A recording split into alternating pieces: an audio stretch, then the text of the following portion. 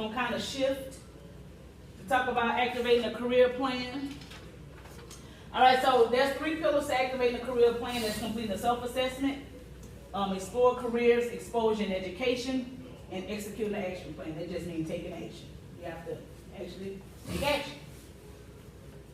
All right, so a self-audit is the critical first step to discovering the right career for you is to spend some time in self-assessment.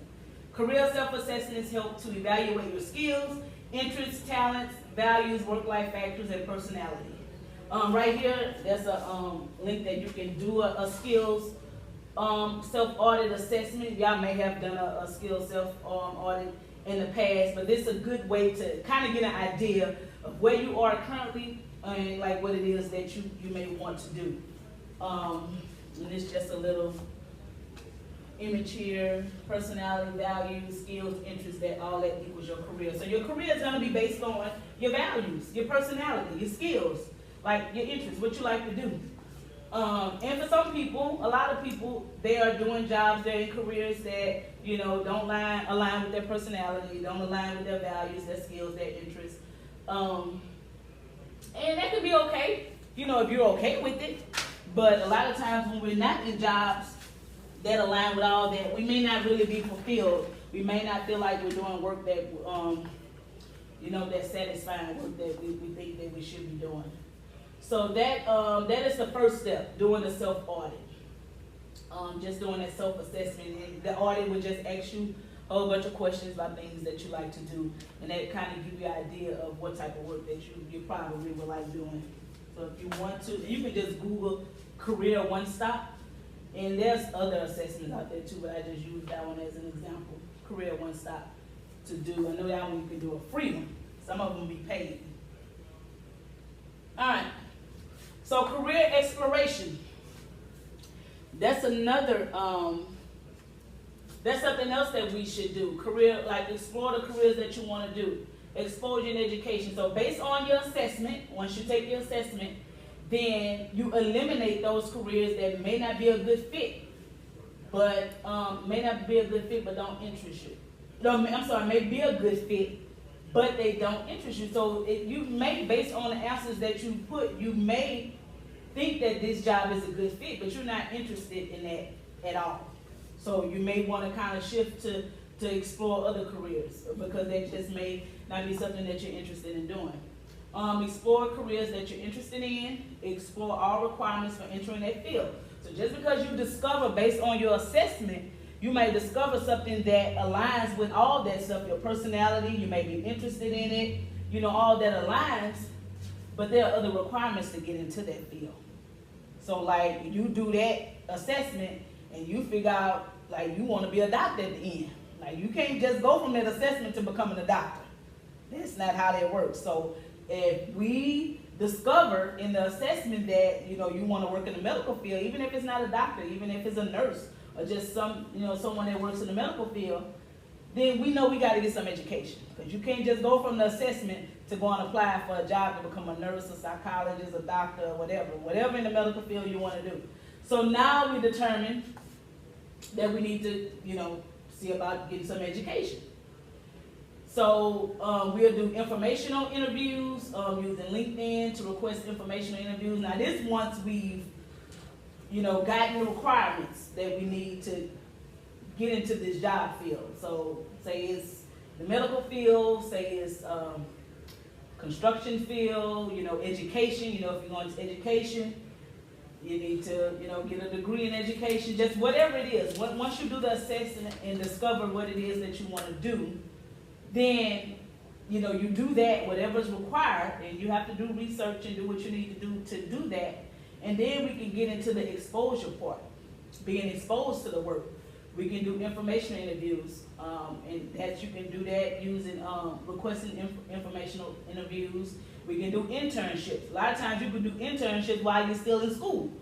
You can, some internships are paid, some of them are unpaid. I mean, you make the decision which ones you know, that you want to do, but you can do job shadowing. Observe someone who is doing the same job you want to do. Now, all of these don't apply to every career, every job.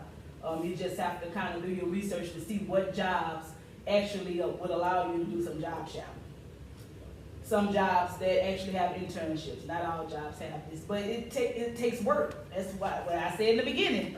You know, the job search process, it is a process, and it's a process that a lot of people, whether they don't know the process or they know the process and just not willing to do it. But you got to do it if you really want to land the career that you want. So you have to do work. There's work. There's temp agencies out there. You're not an employee, but you can gain work experience. May not receive all the benefits the job offers, but the good thing with these temp agencies, you work through the temp agency, and if the company sees that you're a good employee, you're doing the work, that you have character, competence, and confidence, then they may consider hiring you on full-time. So a lot of people get jobs, they start out with the temp agency, but then they end up working for the company full-time. So it's kind of like, you know, that trial and error period. You know, if you can prove yourself working through the temp agency, then the company might be like, okay, I want to bring them on full-time. Versus if it's somebody that don't have character, don't have competence, they'll probably reach out to the temp agent and tell them to fire you. Like, well, they wouldn't say fire you, but they'll just probably tell them, I don't want them back at my company, send them somewhere else. So even when you're working for the temp agencies, you still can't just do what you want to do, because they can make a recommendation and say, look, don't send them back to my job. You have to send them somewhere else. And that's a red flag for the temp agency. Then they may just get rid of you. But that's another way you can get exposure. We're talking about exposure and education before you actually even get the job. Volunteer. Non-paid work experience. A lot of people don't look at volunteer work as work. It's still work. It's just not getting paid. But it's still work that helps you to get experience. That helps you to get exposure. It helps you to get education. Like some people then went off into careers that don't have a degree. They just volunteered, and they was able to gain the experience, the knowledge that they need to do work like a nonprofit or something, then become nonprofit executive directors just by volunteering with the organization, and they didn't work their way up. So don't dismiss volunteer work. that helps you. Volunteer work has helped me. Do you need any additional education, any additional experience, costs associated with occupations such as any special licenses, exams, etc.? So, you know, if you're going into the medical field or the legal field, you know, after you finish school, you may have to get, you will have to get a nursing license. You will have to, if you want to be a lawyer, you have to take that bar exam. You know, even when you finish school, there's some additional licenses and certifications that you may need to get. But that all comes with your research. That all comes with doing the work, the process to find out what it is that you want to do. And not everybody want to go into a field that requires, you know, extended education or a special license or all that. You know, you just may need a high school diploma. You can get into the career field that you want. But you need to know that. Whatever it is you want to do, you need to know what's required. Because if you don't know, then you're probably not going to get there because you don't even know what's required to do what it is that you want to do. So when we explore careers, we want to make sure we know about the exposure and the education. Trying to move it along here. All right, so we got to execute an action plan. That's actually taking action. We want to identify education and training requirements for the career. We want to outline potential employers. We want to identify our transferable skills. Those transferable skills are skills that we can use everywhere we go. Like communication. Do you have good communication skills?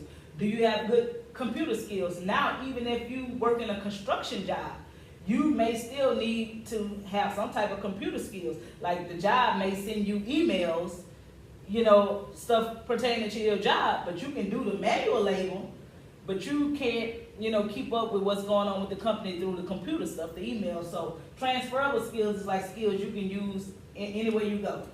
Communication, computer, problem solving. Like that's a big one. That's a big transferable skill. Like you need to problem solve everywhere you go. You need to problem solve whether just whatever you do, you need to know how to problem solve. That's a skill that employers are looking for. Like if there's a problem and you don't know the first thing, and I know we can't solve everything, but if your job requires you to solve some problems, then you need to know how to do that. So that's what's considered a transferable skill. Creating up their resume, that's how you get started. Like a lot of jobs now, if you don't can't submit a resume, you can't even be considered for the job. So if you don't have a resume out there, you know, you can't be considered. Like we're not just walking into businesses now and asking for a paper application. We're not doing that.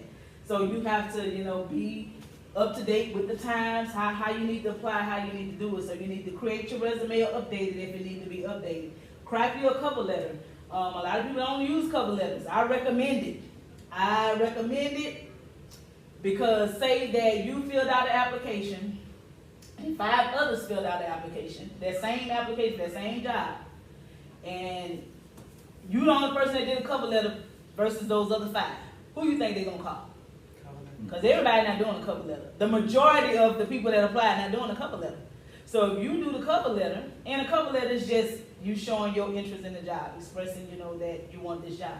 So if you're in that situation where everybody else didn't submit one, and it's hard to decide, like all of y'all look good on paper on your resume. All 6 of y'all look very good. But this one person submitted a cover letter. Who you think they're going to select? That person with that cover letter. Because it was hard. Now, if it's not a hard decision, like if the person with the cover letter versus the other 5 just didn't even look good, you know, it wouldn't have been a hard decision. But if it's a hard decision to make, they're probably going to choose the person that has the cover letter. And it's not hard to draft your cover letter. You know, a lot of people leave that out, but it's not hard to do one. So all of these is part of executing the plan, actually taking action. And identifying, you know, identification, that is part of taking action. To even identify the education and the training you need. Like, you know, if you can't even identify that, then it's going to be hard to even start on that career path. So that is, okay, and smarter goals. What's that? Okay, then it'll be a little. Y'all don't have to take a break because we're really going to be wrapping it up soon, but right after this slide, if you wanted to, just wanted to use the bathroom and get some water or something. But our smarter goals. A goal is an aim or a target that you work toward with effort and determination and anticipated results. Setting specific, measurable goals can provide a path to improve your career and achieve certain accomplishments. So I know y'all probably heard of SMART goals. But I like to use the smarter goals. They have the ER added to the end of it. But your SMART goals they have to be specific. They have to provide you with clarity as to where you are going with your objective. It has to be measurable. Give yourself a metric to work alongside. Don't just say, oh, I want to have me a good paying job, whatever a good paying job is, because I guess that good paying job means different for different people. Mm-hmm. But just say, I want me a good paying job this year in 2025. Is that goal specific? Is it measurable? You just saying 2025, that means anytime this year. No, you want to be measurable. You want to say, I want to have me a job paying, you know, $20 an hour by October 2025. That's specific, that's measurable. Can you achieve it? Is it realistic? Do you think you can have a job based on your skills, based on your training, based on your competence, based on your character, based on your confidence? Do you think, like really, that you can get this job making $20 an hour by October 2025? So it has to be achievable and realistic. Because some people say, you know, I want to be a doctor, and you haven't ever been to medical school. You don't know the first thing it takes to be a doctor. You want to be a lawyer. You've never even heard a case being argued. You haven't went to law school. So when you come up with goals, you want to make sure that they're realistic. You know, you want to do hair, but you don't know the first thing about nothing, about hair. You don't know how to do your own hair. And it's okay if you don't know how to do your own hair. You can do other people's hair and not know how to do your own hair, but you have to know if this is what you want to do. You know, you have to go to cosmetology school. You have to get your license. You need to do what's required to do the job. You have to be competent. So you just want to make sure the goal is achievable and realistic. It's relevant. Every goal should have a reason behind it. Why are you doing it?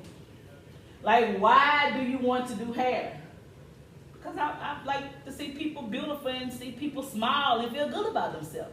Versus, you know, I just want to do hair. And I guess some people just want to do it. Some people just do jobs just because. But you should have a reason behind why you're doing it. Because if you don't have a reason, then you're not going to put much effort into it.